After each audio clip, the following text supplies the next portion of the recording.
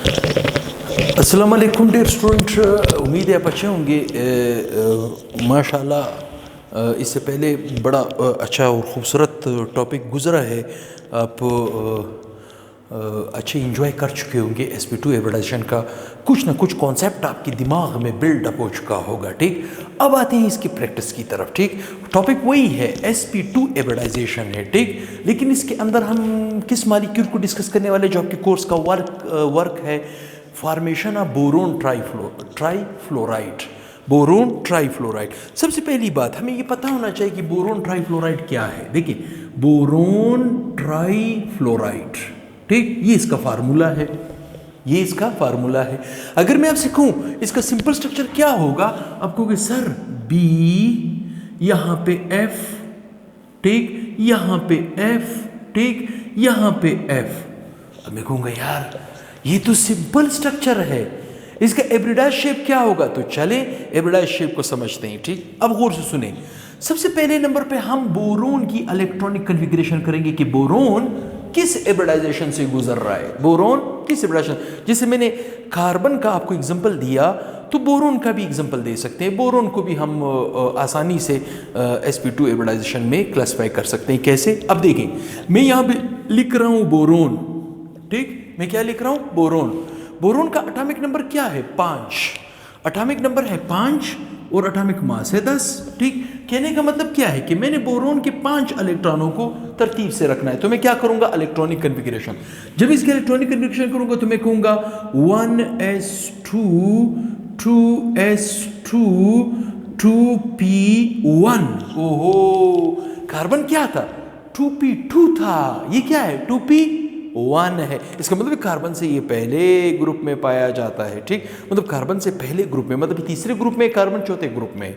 मेरी बात यहां तक आपको समझ आ रही है? अब गौर सुने, कार्बन का ये पहला शेल है, इसमें पाए जाते हैं 2 इलेक्ट्रॉन लाइक दिस। ठीक, ये कार्बन का दूसरा शेल है जिसमें पाई जाती है 2 और 1। ये कितने हो गए? 3। टोटल इसका हो गया 5। 5 इसका एटॉमिक नंबर है। ठीक, अब गौर से सुने, हमने अक्सर क्या करना है, एटम के आखिरी शेल को टारगेट करना है और उसका हमने क्या निकालना है? Ground state. क्या निकालना है? Ground state. ठीक, और मैं समझता हूं अभी आप लोग आसानी से ग्राउंड स्टेट को समझ गए हो, आसानी से जान भी चुके हो कि इसका ग्राउंड स्टेट कैसे निकलेगा। ग्राउंड स्टेट और कुछ भी नहीं है, एटम के आखिरी शेल के अंदर जो इलेक्ट्रॉन जहां पे पड़ा है उसकी स्टेटस वाजे करे। स्टेटस का मतलब क्या है कि एटम के आखिरी शेल में जो इलेक्ट्रॉन पड़े हैं, किस सब शेल में पड़े हैं, किस ऑर्बिटल में पड़े हैं, उनका शेप क्या है, उनकी एनर्जी क्या है। ठीक, उनका शेप क्या है, उनकी एनर्जी क्या है, ये चीज़ें मालूम करें तो ये ग्राउंड स्टेट है। अभी देखें एस यहाँ पे देखिए, एस का ऑर्बिटल सपोज मैंने ब्लॉक से डिनोट किया और पी के ऑर्बिटल मैंने किससे डिनोट किए? ब्लॉक से। मतलब ये है 2s, ये है 2px, ये है 2py, ये है 2pz। मेरी बात गालिबन आपको यहां तक समझ आ रही होगी। ठीक, देखें, एस के अंदर है 2 इलेक्ट्रॉन और पी के अंदर है 1 इलेक्ट्रॉन। मेरी बात यहां तक आपको समझ आ रही?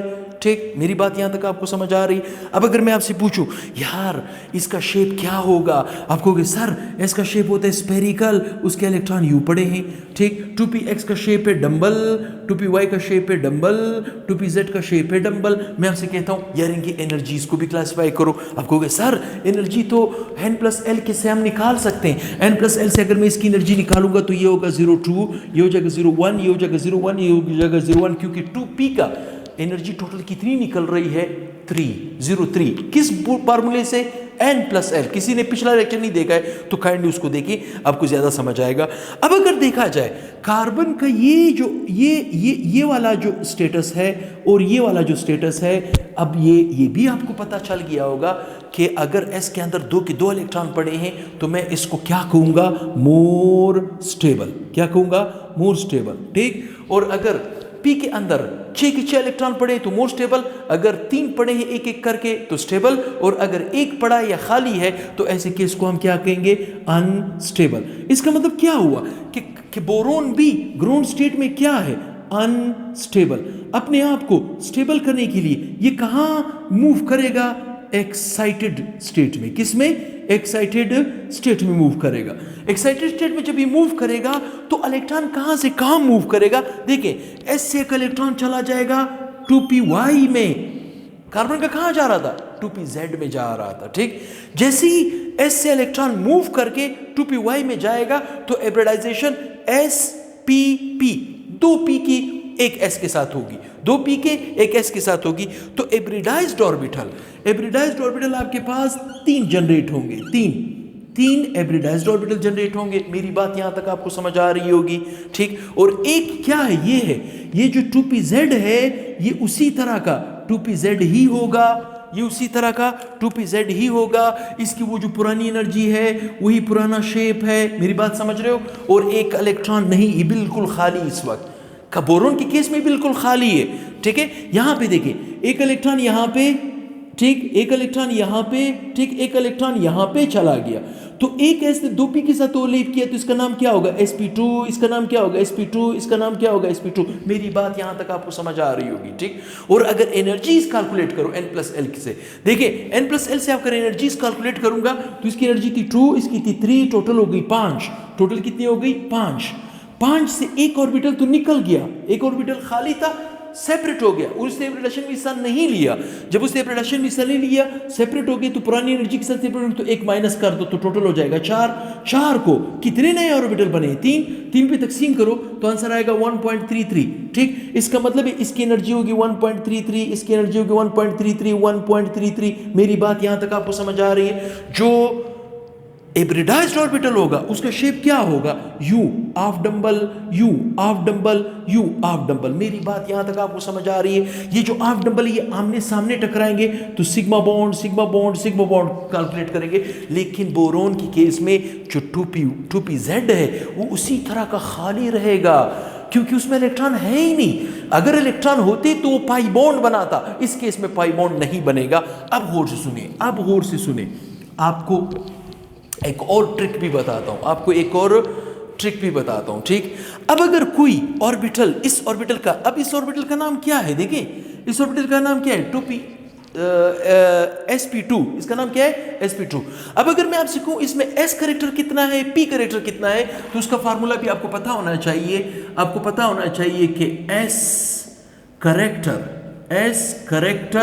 इन sp2 में s करेक्टर कैसे निकाला जाता है? नंबर ऑफ s ऑर्बिटल, मेरी बात यहां तक आपको समझ आ रही, divided by total number of orbitals, ठीक, मल्टीप्लाई बाय 100, ठीक है। देखिए s कितना है? 1। देखिए s कितना है? 1। और टोटल ऑर्बिटल कितने हैं? एक s 2p के, ये हो गए 3, मल्टीप्लाई बाय 100, ठीक, मल्टीप्लाई बाय 100, ठीक। तो अभी आप देखिए इसमें आपके पास s करेक्टर आप यहां पे आसानी से सॉर्ट आउट कर सकते हो, इस फार्मूले से, ठीक। इस फार्मूले से आप आसानी से सॉर्ट आउट कर सकते हो। ये आपके पास 33% आएगा गालिबन। कितना परसेंट आएगा? 33% s करेक्टर आएगा। मेरी बात यहां तक आपको समझ आ रही है? करेक्टर आएगा, ठीक। इसी तरह p करेक्टर निकाल सकते हो। p character in sp2,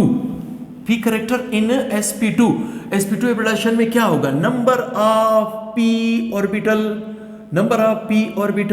divided by total number of orbitals multiply by 100, ठीक। p कितने हैं? 2 है, डिवाइडेड बाय 3 मल्टीप्लाई बाय 100। ये आपको तकरीबन p करेक्टर आपको 66% p करेक्टर आपको मिलेगा, ठीक। कितना मिलेगा? 66% आपको p करेक्टर मिलेगा, ठीक। ये बात भी आपको पता होनी चाहिए, फिल इन द ब्लैंक्स वगैरह में ये चीजें आती है, ठीक। अब आते हैं जब हम किसी फार्मूले को यूज करते हैं, फर्ज करें मेरे पास है b f f f, मैं जानना चाहता हूं कि बोरोन किस एब्रिडेशन से गुजरा है, तो मैं फार्मूला इस्तेमाल करूंगा। नंबर ऑफ एब्रिडाइजेशन बराबर है number of sigma bond sigma bond का मतलब single bond plus lone pair electrons, ठीक। नंबर ऑफ सिग्मा बॉन्ड कितने, 1 2 3, लोन पेयर नहीं है 0, तो आंसर क्या है 3। अब अगर हाइब्रिडाइजेशन का नंबर आया 3, इसका मतलब है एक S ने 2 P के साथ ओवरलैप किया है, तो हाइब्रिडाइजेशन क्या होगा, sp2, और ज्योमेट्री इसकी फिक्स है, ठीक। इसकी ज्योमेट्री क्या होगी, ट्राइगोनल प्लेनर, ट्राइगोनल प्लेनर इसकी ज्योमेट्री होगी। मेरी बात यहां तक आपको समझ आ रही है। इसका मतलब है कि मैं जब बोरोन बनाऊंगा तो मुझे इस तरह का स्ट्रक्चर नहीं बनाना पड़ेगा, या नहीं बनाऊंगा, ठीक। मैं किस तरह का स्ट्रक्चर बनाऊंगा, यहां पे F, यहां पे F, यहां पे F।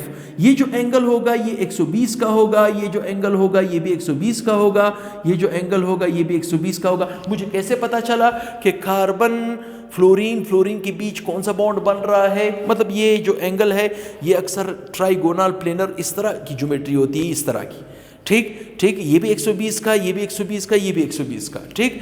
ये बात आपको पता चल गई। अब मैं इसका हाइब्रिडाइज्ड शेप बना सकता हूं। देखिए मैंने यहां पे लिखा बोरोन, क्या लिखा, बोरोन के पास हाइब्रिडाइज्ड ऑर्बिटल कितने हैं, 3।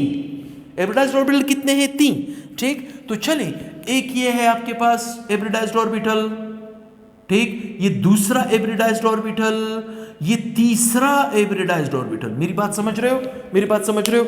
अब अगर 3 हाइब्रिडाइज्ड है तो एक अनहाइब्रिडाइज्ड भी है जो कि इस केस में खाली है। और अनहाइब्रिडाइज्ड का शेप कैसे होगा, यहां पे देखें, यूं मुकम्मल डंबल, ठीक। ये इसी तरह पड़ा रहेगा, ठीक, ये इसी तरह का पड़ा रहेगा। अब अगर देखा जाए व्हाट इज फ्लोरीन, फ्लोरीन के पास इलेक्ट्रॉन 2p x में खाली है। जैसे मिसाल के तौर पे मैं यहाँ पे आपसे फ्लोरीन का इलेक्ट्रॉनिक कन्फिग्रेशन करके देता हूँ, ठीक। फ्लोरीन का एटॉमिक नंबर है 9, 1s2 2s2 2p5। मेरी बात समझ रहे हो? ये इसका आखिरी शेल है, यहाँ पे 2 इलेक्ट्रॉन s में पड़े हैं, p के अंदर होते हैं 3 ऑर्बिटल्स, 5 इलेक्ट्रॉन है, 1 2 3 4 एंड 5। कौन सा ऑर्बिटल आप फील्ड है, 2pz का शेप कैसे होता है, मुकम्मल डंबल। मेरी बात यहाँ तक आप समझ आ रही है? तो यहाँ पे देखिए, यहाँ पे इस तरह का मुकम्मल डंबल ड्रा कर दे, यूं, और यहाँ पे फ्लोरीन लिख ले, यहाँ पे मुकम्मल डंबल यूं ड्रा कर दें, और यहाँ पे आप लिख ले फ्लोरीन, यहाँ पे मुकम्मल डंबल यूं ड्रा कर दें, और यहाँ पे आप लिख दे फ्लोरीन, ठीक। मेरी बात यहाँ पे आपको समझ आ रही है? बिल्कुल आ रही। ये जो एंगल होगा, ये एंगल कितने का होगा, 120 का। ये जो एंगल होगा ये कितने का होगा, ये भी 120 का होगा। ये जो एंगल होगा ये कितने होगा, 120 का होगा। मेरी बात समझ रहे हो? अब इनके नाम क्या है, अब गौर सुने। इस हाइब्रिडाइज्ड ऑर्बिटल का नाम क्या था, sp2 डैश, और इसका नाम क्या था, px, ठीक। इसका मतलब है sp2p ओवरलैपिंग है, ये आपके पास sp2p ओवरलैपिंग है, ये आपके पास sp2p ओवरलैपिंग है, ठीक। ये आपके पास बोरोन ट्राइफ्लोराइड का हाइब्रिडाइज्ड स्ट्रक्चर, ठीक। ये है बोरोन ट्राइक्लोराइड का हाइब्रिडाइज्ड स्ट्रक्चर। मैं समझता हूँ अभी आपके जहन में पूरा बैठ चुका होगा, पूरा स्केच बैठ चुका होगा, हाइब्रिडाइजेशन आप समझ गए हो, तो उसकी बुनियाद पे आप आसानी से बोरोन ट्राइफ्लोराइड का स्ट्रक्चर, बोरोन ट्राइक्लोराइड का स्ट्रक्चर, बोरोन ट्राई आयोडाइड का स्ट्रक्चर आप आसानी से जनरेट कर सकते हो, ठीक। तो अगर वीडियो पसंद आता है, मैं समझता हूँ मैं बड़ा क्लासिकल और बड़ा टॉप के एग्जांपल्स आपके सामने वेरीफाई कर रहा हूँ, तो काइंडली अपने दोस्तों के साथ चैनल को ज़्यादा से ज़्यादा शेयर करें, कम से कम लाइक दिया करें, कम से कम अच्छे कमेंट्स दिया करें, और अपने दोस्तों को इस चैनल पे ले आए। इंशाल्लाह ये चैनल आपकी बहुत मदद करेगा, ये मेरा वादा है, आपको केमिस्ट्री में आसान करके दे दूँगा। तो दुआओं में याद रखें, आपकी खिदमत कर रहा हूँ, और बहुत ही जल्द दूसरे फार्मेशन के साथ हाजिर होंगे, जिसे हम कहते हैं फार्मेशन ऑफ इथाइलिन मालिक्यूल, जिसे हम ईथीन मालिक्यूल कहते हैं। यहाँ पे तो मैंने बोरोन को हाइब्रिडाइजेशन से गुजारा है, वहाँ पे मैं कार्बन को गुजारूंगा। तो बहुत ही जल्द नेक्स्ट वीडियो के साथ हाजिर होऊंगा। अल्लाह हाफिज़।